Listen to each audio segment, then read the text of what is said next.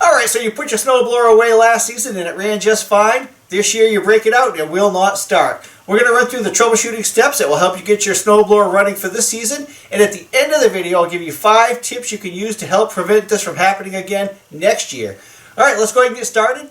Alright, we're going to breeze through some of the fairly obvious things, but I think they're worth mentioning because, quite frankly, anybody can miss these. Make sure you have fuel in the tank, okay? And you want to make sure that it's fresh fuel, preferably, but we'll talk more about fuel here in a moment. Okay? Now, some snowblowers have a fuel shutoff valve or a petcock. This one doesn't, but I replaced one on a different snowblower last year, and this is what it looked like, okay? So if you have something that looks like this, make sure it's in the on position. You may have shut it off at the end of last year, and it could still be off, and you're not getting any fuel to your engine, okay? Most snowblowers are going to have like a safety key, okay? And I'm going to show you here. It's got 2 positions. It's got that position, and it's got that position. If this key is in that position, the motor will not fire, okay? So make sure you have your safety key in the correct position. Okay, looking at the throttle, if you will, if the throttle is all the way back here, you can see where it says stop. That's essentially a kill switch for the engine, so it needs to be in the on or run position, okay? And looking at the primer bulb, you'll notice that there's a small hole. If you're trying to prime this and you have a glove on, you may not be blocking that off enough, so make sure you're priming it with a bare finger or thumb, okay? And normally they'll indicate how many times. This one shows 3, okay? So you'd want to prime it 3 times. Okay, and lastly, when starting the engine for the first time of the season, you're likely going to want to put it on full choke until you get it to fire, okay? So you want to take a look at your choke mechanism. Sometimes it looks like this, sometimes it's going to be a slider, but you want to make sure that you have it choked when you're initially trying to start your engine, okay? So if you've done all those things, you've pulled it over, what do we do next? Well, let's go ahead and take a look. All right, next you're going to locate your spark plug wire in boot. Okay, on this machine it's on the left-hand side if you're standing behind it. I'm going to give it a little wiggle here and wiggle it free. Set that aside. I'm going to use a 13/16 inch spark plug socket in a small extension to remove it.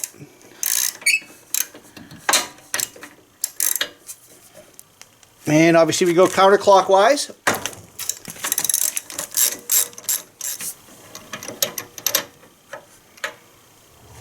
Alright, taking a look at this spark plug here, I would say it doesn't look great, but it doesn't look bad either. Typically what you'd want to see is like a golden brown here, where that would normally be white porcelain. It's actually black, so I may be burning some oil, or it may not be running that efficiently. But for the purpose of this video, I'm going to show you how to get a spark plug cleaned up and then verify that it is actually functioning. So what we're going to do here, I've got a spark plug tool, and it's got a small wire brush, okay? I'm going to hit it with a little bit of carbon choke cleaner. Now, you can use other products, but you want to make sure you use something that doesn't leave a residue, right? You don't want anything like WD-40 or anything that's going to leave an oily residue because you really want it dry. Okay, now if you don't have a spark plug tool like this or a small wire brush, you can use a small piece of emery paper, okay? And we're just going to run that on both sides here, okay? So we're trying to clean the electrode and the contact that it arcs against as much as possible. Okay. Now, you could just let this dry, but for the purpose of the video, I'm going to use some canned air. If you have an air compressor, you can use that as well. Let's help dry it up a little quicker here. All right. So I mentioned that I have a spark plug tool here. This is used for gapping spark plugs. Okay, this particular spark plug, I looked it up. This was an LG. This NGK, this Champion, and the gap should be set between 30 and 35 thousandths, okay? So I've got a feeler gauge here, 32. And we're just going to test it out. And that is good. Okay, so I'm not going to mess with the gap. Now, if it were too wide, what I could do is stick the feeler gauge in there and then just bend that electrode contact down. Or if you have a spark plug tool, oftentimes they'll have a little notched piece like this, and you basically hook it on and you bend it one way or the other, okay? But we're not going to do that on this because it's actually good. So let's get this dried up. Now I'm going to show you how to test to make sure that you're getting spark, okay?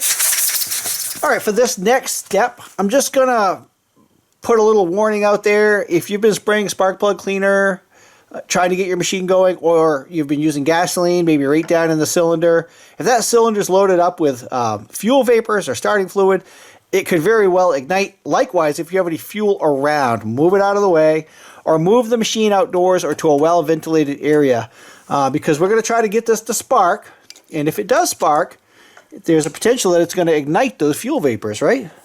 So we're going to put this in and make sure this snaps all the way in. Okay. What we need to do now is we need to rest this spark plug against something metal. We need to ground it out. Okay. And I'm just going to try to set it right there.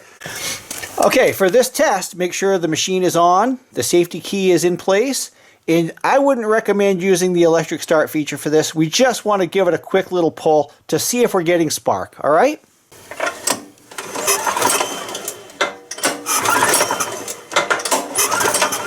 So let's get this installed and we'll move on to the next step. All right, to install the spark plug, you're going to put the spark plug into the spark plug socket, and you're going to gently try to get it started by hand, okay? Okay, now that I've got it wound in by hand, I'm just going to put my ratchet on there and just kind of snug it up real quick. Do not go crazy. Okay, that's it. Put the boot back on. Okay, once you've cleaned or replaced your spark plug and you verified that you have spark, now would be a good time to try starting your snowblower.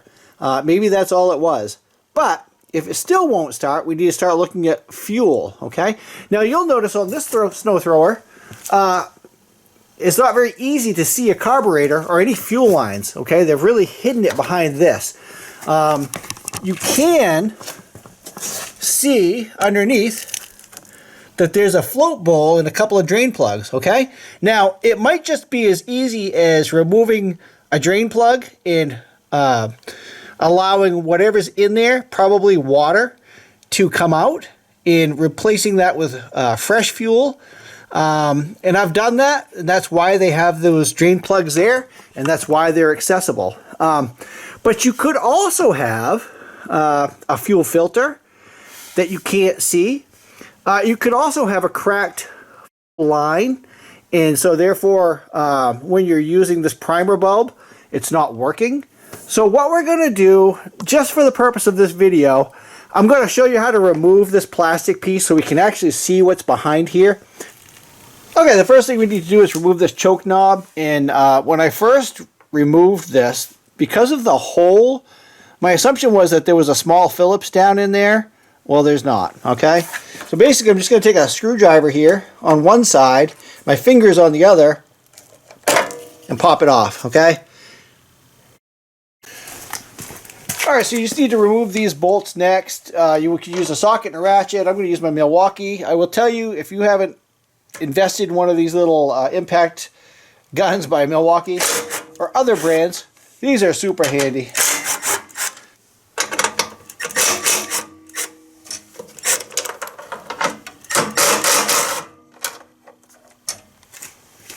Okay, now this whole plastic face is free.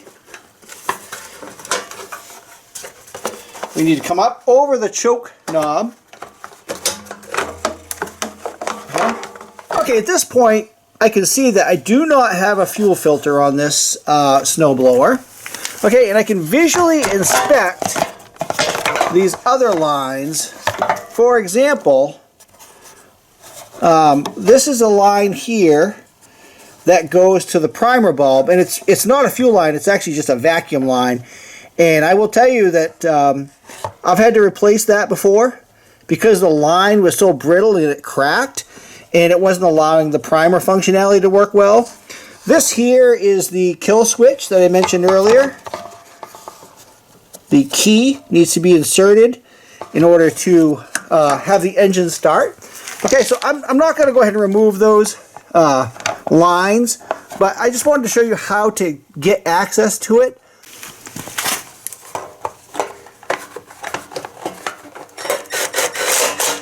Again, if you do any of this kind of work, check out this little Milwaukee. This thing is awesome.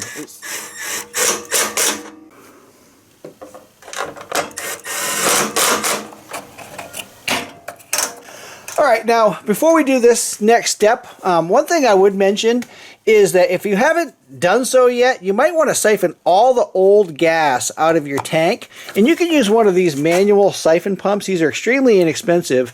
And I would say one of the most handy tools to have in the garage, okay? Alright, let's go ahead and drain the float bowl here.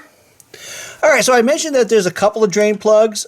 This one here in the center actually allows you to remove the float bowl, and this one's actually a drain. So for the purpose of this video, I'm just going to use the drain plug and not remove the float bowl. I do have a couple of videos on cleaning carburetors, and I may actually do a video on cleaning this carburetor as well, but for the purpose of this video, I'm just going to drain the float bowl. I've just got a tin can here with the top cut off, as you see.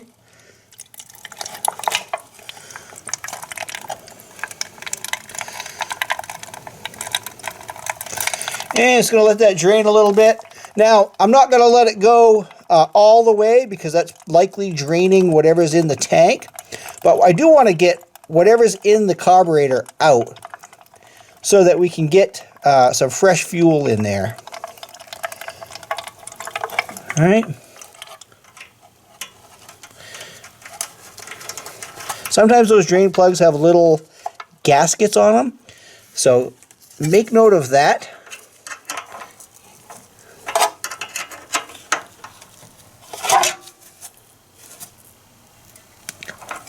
Okay. Now the fuel, obviously you want to move that to a safe place, in a safe container, before you try starting your snowblower. Okay, so let me deal with this real quick, and then we'll give it a shot and see if it starts.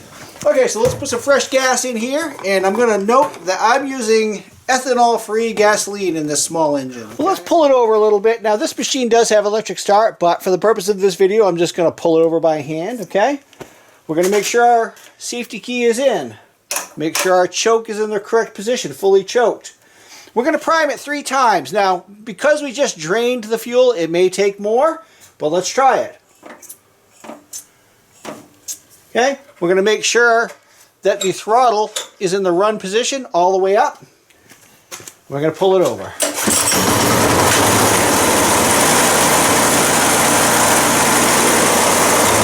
Just like that. Alright, so what are we going to do at the end of this winter when it's time to put the machine away? If you're not already using it, you want to get some ethanol-free fuel and some stabilizer, like fuel stabilizer.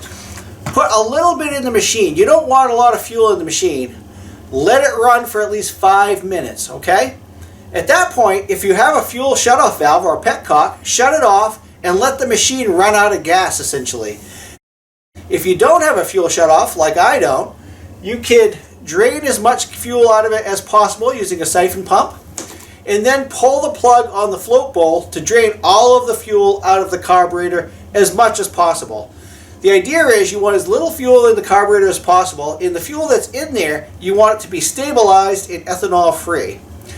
Next thing I would recommend is fogging the cylinder. They have a product that allows you to fog the cylinder, which gives it a coating to help prevent corrosion from forming when the machine is not in use. Metal, as you know, collects condensation, and that condensation a lot of times turns into corrosion or rust, okay? If you're storing the machine inside, that's great. If you're storing it outside, try to store it off from grass or dirt. Put it on cinder blocks, get some wood underneath it, something like that, because when it sits on grass for several months, moisture essentially collects under the tarp or the cover that you're using, and it rusts the machine out. Just not great. And the last tip is to use some sort of product to help deter rodents from building nests on your machine or under your shroud, like mothballs or dryer sheets.